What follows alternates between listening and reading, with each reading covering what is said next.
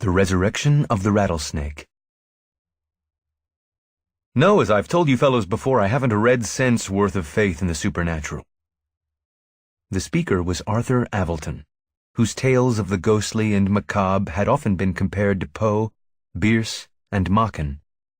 He was a master of imaginative horrors, with a command of diabolically convincing details, of monstrous cobweb suggestions, that had often laid a singular spell on the minds of readers who were not ordinarily attracted or impressed by literature of that type. It was his own boast, often made, that all his effects were secured in a purely ratiocinative, even scientific manner, by playing on the element of subconscious dread, the ancestral superstition latent in most human beings. But he claimed that he himself was utterly incredulous of anything occult or phantasmal, and that he had never in his life known the slightest tremor of fear concerning such things. Avilton's listeners looked at him a little questioningly. They were John Godfrey, a young landscape painter, and Emile Schuler, a rich dilettante who played in alternation with literature and music, but was not serious in his attentions to either. Both were old friends and admirers of Avilton, at whose house on Sutter Street in San Francisco they had met by chance that afternoon. Avilton had suspended work on a new story to chat with them and smoke a sociable pipe. He still sat at his writing table, with a pile of neatly written foolscap before him. His appearance was as normal and non-eccentric as his handwriting, and he might have been a lawyer, or doctor, or chemist, rather than a concocter of bizarre fiction. The room, his library, was quite luxurious, in a sober, gentlemanly sort of fashion, and there was little of the outre in its furnishings. The only unusual notes were struck by two heavy brass candlesticks on his table, wrought in the form of rearing serpents, and a stuffed rattlesnake that was coiled on top of one of the low bookcases. "Well," observed Godfrey, "if anything could convince me of the reality of the supernatural, it would be some of your stories, Avilton. I always read them by broad daylight. I wouldn't do it after dark on a bet. By the way, what's the yarn you're working on now?" "It's about a stuffed serpent that suddenly comes to life," replied Avilton. "I'm calling it The Resurrection of the Rattlesnake. I got the idea while I was looking at my rattler this morning." "And I suppose you'll sit here by candlelight tonight?" put in Schuler, "and go on with your cheerful little horror without turning a hair." It was well known that Avilton did much of his writing at night. Avilton smiled. "Darkness always helps me to concentrate, and considering that so much of the action in my tales is nocturnal, the time is not inappropriate." "You're welcome," said Schuler in a jocular tone. He arose to go, and Godfrey also found that it was time to depart. "Oh, by the way," said their host, "I'm planning a little weekend party. Would you fellows care to come over next Saturday evening? There'll be 2 or 3 others of our friends. I'll have this story off my chest by then, and we'll raise the roof." Godfrey and Schuler accepted the invitation and went out together. Since they both lived across the bay in Oakland and were both on their way home, they caught the same car to the ferry. "Old Avilton is certainly a case of the living contradiction, if ever there was one," remarked Schuler. "Of course, no one quite believes in the occult or the necromantic nowadays, but anyone who can cook up such infernally realistic horrors, such thorough-going hair-frizzlers as he does, simply hasn't the right to be so cold-blooded about it. I claim that it's really indecent." "I agree," rejoined his companion. "He's so damnably matter-of-fact that he arouses in me a sort of Halloween impulse. I want to dress up in an old sheet and play ghost or something, just to jar him out of that skeptical complacency of his." "Ye gods and little ghosties," cried Schuler. "I've got an inspiration. Remember what Avilton told us about the new story he's writing? About the serpent that comes to life?"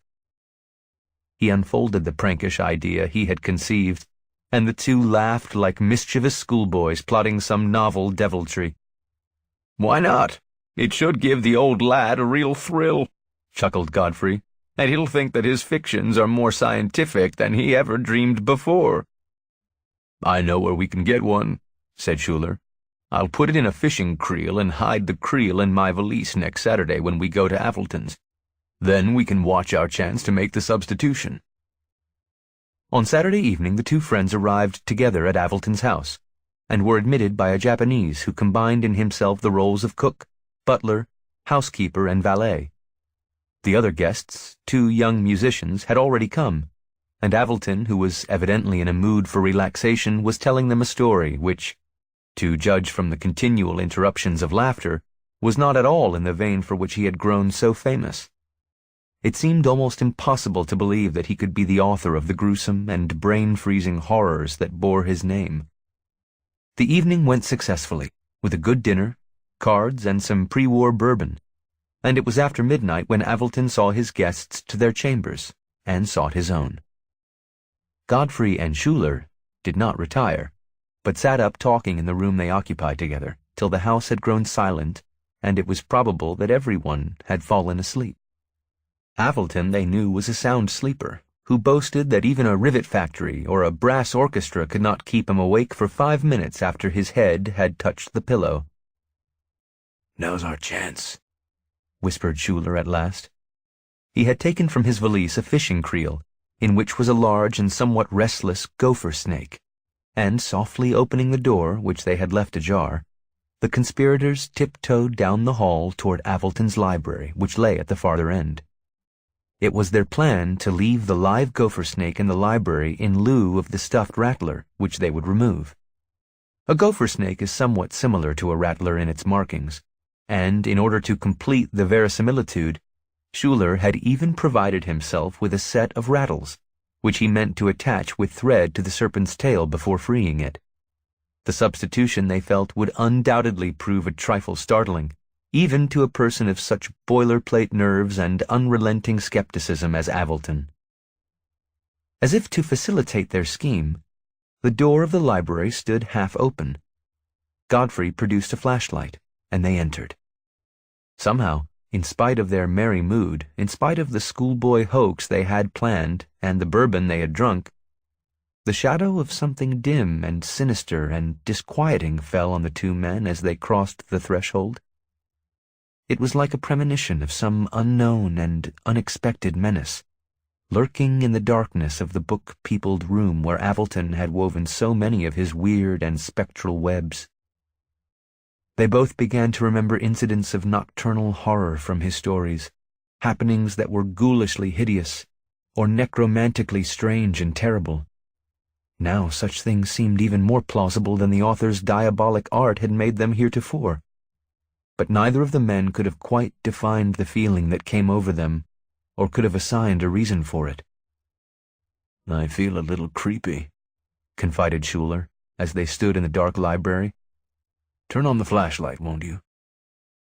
The light fell directly on the low bookcase where the stuffed rattler had been coiled, but to their surprise, they found the serpent missing from its customary place. "Where is the damned thing anyway?" muttered Godfrey. He turned his light on the neighboring bookcases, and then on the floor and chairs in front of them, but without revealing the object of his search. At last, in its circlings, the ray struck Avilton's writing table, and they saw the snake which, in some mood of grotesque humor, Avilton had evidently placed on his pile of manuscript to serve in lieu of a paperweight. Behind it gleamed the two serpentine candlesticks. "Ah, there you are," said Schuyler. He was about to open his creel when a singular and quite unforeseen thing occurred. He and Godfrey both saw a movement on the writing table, and before their incredulous eyes the rattlesnake coiled on the pile of paper slowly raised its arrow-shaped head and darted forth its forky tongue. Its cold, unwinking eyes, with a fixation of baleful intensity well-nigh hypnotic, were upon the intruders, and as they stared in unbelieving horror, they heard the faint rattling of its tail, like withered seeds in a wind-swung pod. "My God!" exclaimed Schuyler. "The thing is alive!" As he spoke, the flashlight fell from Godfrey's hand and went out, leaving them in soot-black darkness. As they stood for a moment, half petrified with astonishment and terror, they heard the rattling again. and then the sound of some object that seemed to strike the floor in falling. Once more, in a few instants, there came the faint rattle, this time almost at their very feet. Godfrey screamed aloud, and Schuler began to curse incoherently as they both turned and ran toward the open door. Schuler was ahead, and as he crossed the threshold into the dim-lit hall where one electric bulb still burned, he heard the crash of his companion's fall, mingled with a cry of such infinite terror, such atrocious agony, that his brain and his very marrow were turned to ice. In the paralyzing panic that overtook him, Schuler retained no faculty except that of locomotion, and it did not even occur to him that it would be possible to stop and ascertain what had befallen Godfrey. He had no thought, no desire except to put the length of the hall between himself and that accursed library and its happenings. Avilton, dressed in pajamas, stood at the door of his room. He had been aroused by Godfrey's scream of terror. "What's the matter?" the story writer queried with a look of amiable surprise, which turned to a real gravity when he saw Schuler's face. Schuler was as white as a marble headstone, and his eyes were preternaturally dilated. "The snake!" Schuler gasped. "The snake! The snake! Something awful has happened to Godfrey. He fell with the thing just behind him." "What snake? You don't mean my stuffed rattler by any chance, do you?" "Stuffed rattler!" yelled Schuler. "The damned thing is alive!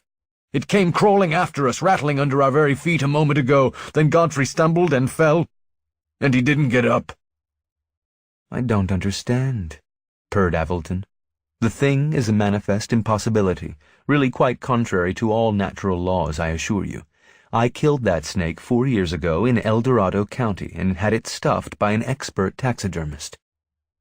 "Go and see for yourself," challenged Schuler.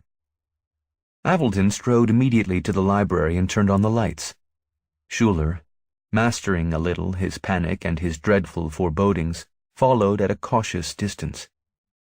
He found Avilton stooping over the body of Godfrey, who lay quite still in a huddled and horribly contorted position near the door. Not far away was the abandoned fishing creel. The stuffed rattlesnake was coiled in its customary place on top of the bookshelves. Avilton, with a grave and brooding mien, removed his hand from Godfrey's heart and observed, "He's quite dead. Shock and heart failure, I should think." Neither he nor Schuler could bear to look very long at Godfrey's upturned face, on which was stamped as with some awful brand or acid an expression of fear and suffering beyond all human capacity to endure. In their mutual desire to avoid the lidless horror of his dead staring, their eyes fell at the same instant on his right hand, which was clenched in a hideous rigidity and drawn close to his side. Neither could utter a word when they saw the thing that protruded from between Godfrey's fingers. It was a bunch of rattles, and on the endmost one, where it had evidently been torn from the viper's tail, there clung several shreds of raw and bloody flesh.